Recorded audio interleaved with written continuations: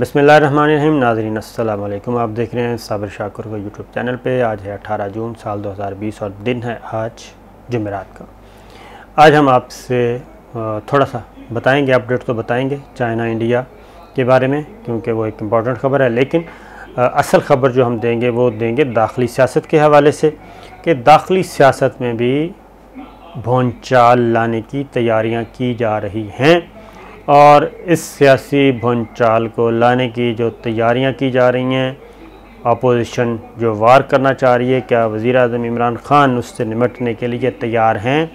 क्या उनके जो वज़ीर आज़म इमरान ख़ान के जो साथी हैं, उनकी टीम है, उनको वो सारी सूरत हाल की संगीनी से आगाह कर रहे हैं, या फिर वज़ीर आज़म इमरान ख़ान के पास पूरी इत्तलात नहीं है?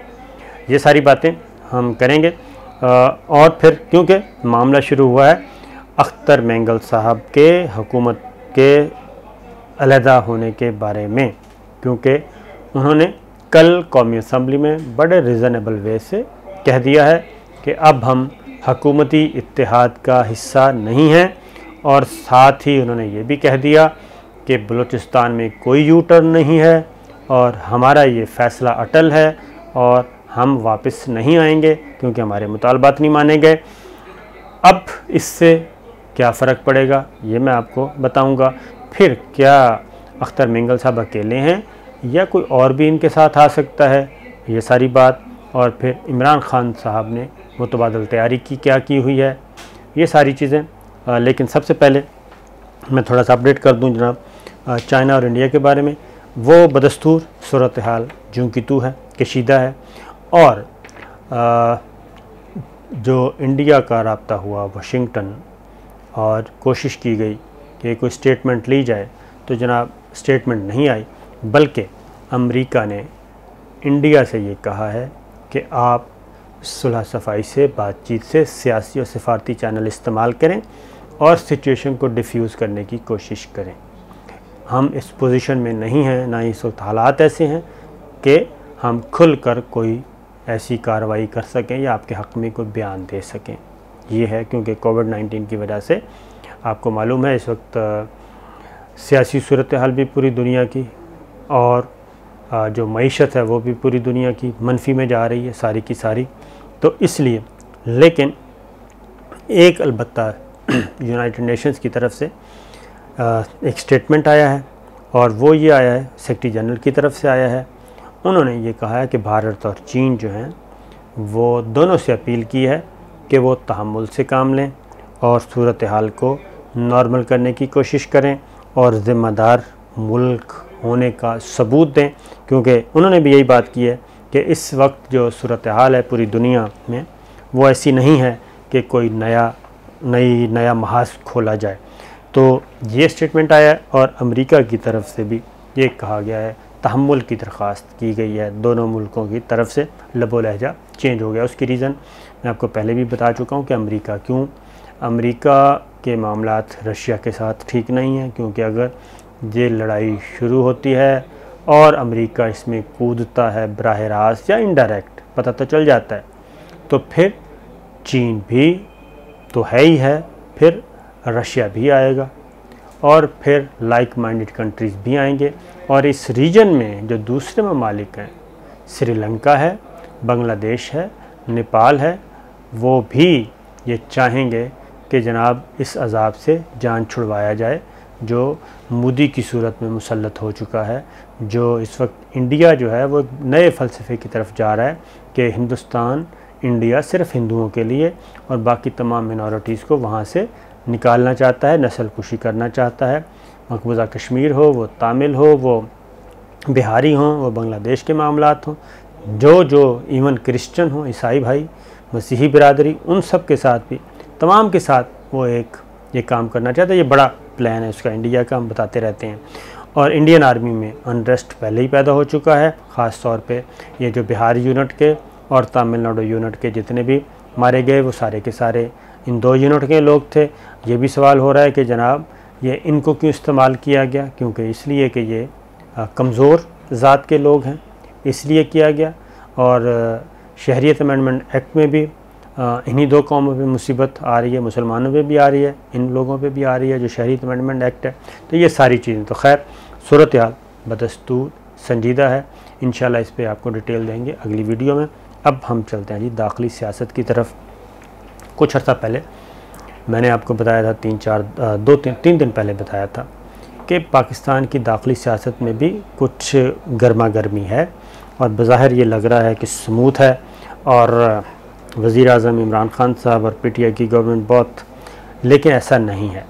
उसकी रीज़न ये है, एक तो जनाब वज़ीर आज़म इमरान खान ने तमाम माफियाज़ को एक ही वक्त में सब कुछ छेड़ दिया है।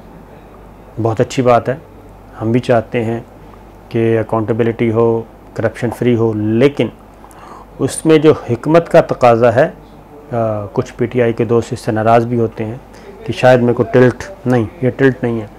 जो हिकमत का तकाज़ा था कि टर्न बाय टर्न सबको गिराया जाए, तो प्राइम मिनिस्टर खान जो है वो कहते हैं कि मैंने कंप्रोमाइज़ नहीं करना, बिल्कुल नहीं करना, और जो लूटर्स हैं उनके साथ ना हाथ मिलाना है, ना उनसे दोस्ती करनी है, ना उनके साथ मैंने क्या कहना चाहिए, ज़रूरत के तहत ही उनसे हाथ मिलाना है। ये पहले दिन से उनका एक पॉइंट ऑफ व्यू है, बहुत अच्छा है। लेकिन उसके साथ ये है कि फिर आपको दाखिली तौर पे, सियासी तौर पे तगड़ा होना चाहिए। और चूँकि PTI की गवर्नमेंट जो है वो इस वक्त सिंपल मेजॉरिटी किसी के पास भी नहीं थी, 172 वोट चाहिए होते हैं जी कौमी असम्बली में, तो 172 वोट PTI के नहीं थे। PTI ने सपोर्ट हासिल की पाकिस्तान मुस्लिम लीग काफ की, वोट लिए, MQM के वोट लिए और GDA के लिए, और फिर थे बलूचिस्तान नेशनल पार्टी के यानी कि BNP मैंगल, जिसके अख्तर मैंगल साहब सरबराह हैं, तो ये वोट लिए थे। तो इनके पास मेजॉरिटी नहीं है। अपोजिशन के पास है 161 वोट और PTI के पास है 181 वोट, 181, ये 342 का ऐवान बनता है। और जो एडिशनल वोट हैं पाकिस्तान तहरीक इंसाफ, 172 चाहिए होते हैं जी कौमी असम्बली में आपको वज़ीर आज़म बनाने के लिए। तो इन 181 वोटों में यानी कि 9 वोट ज़्यादा हैं पाकिस्तान तहरीक इंसाफ के पास। इन 9 वोटों में 7 वोट हैं MQM के, GDA के 3 हैं, पाकिस्तान मुस्लिम लीग काफ के भी 3-4 हैं, 2 आज़ाद हैं, ये मिला के फिर जमहूरी वतन पार्टी का एक है। इस तरीके से ये मिला के तो ये मेजॉरिटी बनी थी। अगर पाकिस्तान BNP मैंगल के बाद पाकिस्तान मुस्लिम लीग काफ या पाकिस्तान मुत्तहिदा कौमी मूवमेंट और या GDA, इनमें से भी कोई 2 जमातें साथ छोड़ दें, और आज़ाद अरकान भी 2 हैं, उनमें असलम भूतानी भी हैं, वो भी बलूचिस्तान से ताल्लुक़ है, तो मेजॉरिटी नहीं रहती। तो अख्तर मैंगल साहब ने अपना दाव खेल दिया है, अपना कार्ड खेल दिया है, और उनके 6 पॉइंट्स का मुआहदा हुआ था और उन्होंने काबीना में शमूलियत भी इख्तियार नहीं की थी। वो 6 के 6 सियासी पॉइंट थे, सियासी मुतालबात थे, बलूचिस्तान से मुताल्लिक थे। तो वो 2 साल गुजरने के बावजूद वो कहते हैं पूरे नहीं हुए। उन्होंने जनाब कल कौमी असम्बली में तकरीर की और उन्होंने कहा कि हमारी लहदगी, और उसके बाद उन्होंने कहा कि अब हम वापस नहीं आएंगे और हुकूमत ने हमारे दरवाज़े बंद कर दिए हैं।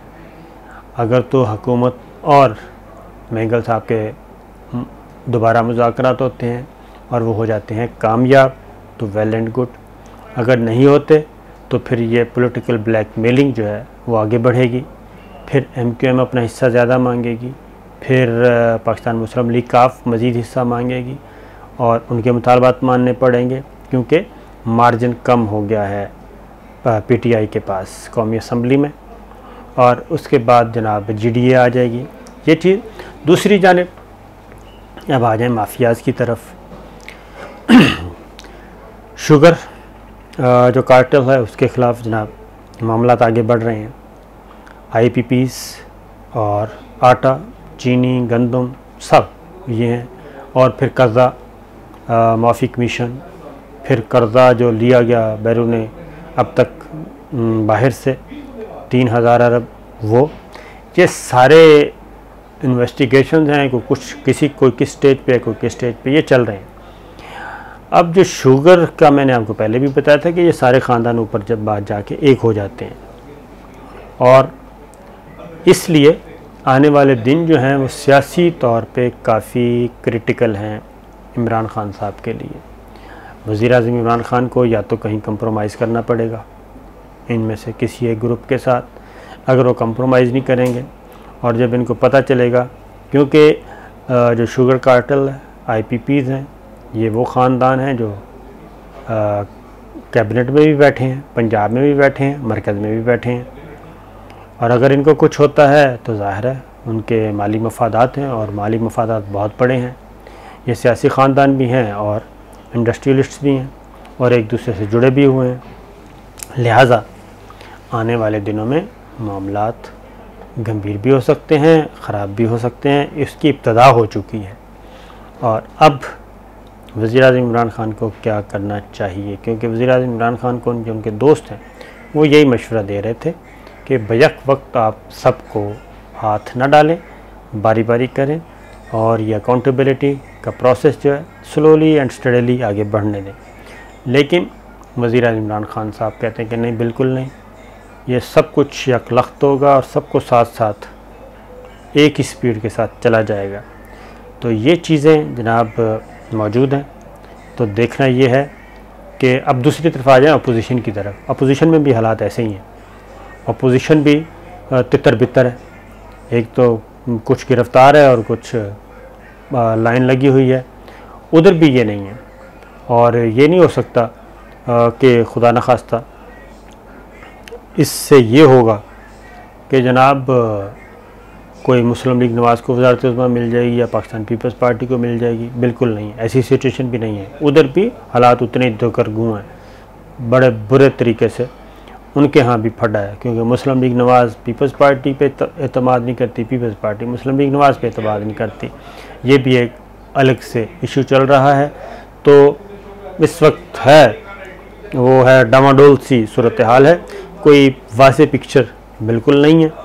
लेकिन इमरान ख़ान साहब को सियासी मैदान में भी चैलेंजेस का सामना होगा, और उसको कैसे हैंडल करते हैं और कौन से प्लेयर्स को मैदान में उतारते हैं नेगोशिएशंस के लिए अपोजिशन के साथ, ये देखना पड़ेगा। क्योंकि इस वक्त उनके पास 2-3 ही हैं जो पॉलिटिकल सियासी दिमाग और सूझबूझ रखते हैं। उसमें परवेज़ खटक साहब हैं एक तो, दूसरे शाह महमूद कुरैशी साहब हैं, तीसरे असद कैसर साहब हैं। ये 3-4 ऐसे लोग हैं जो कि चीज़ों को समझते हैं। देखना है आने वाले दिनों में क्या होता है। फ़िल वक्त यही एक तस्वीर थी जो मैंने कहा आपके सामने रख दूँ।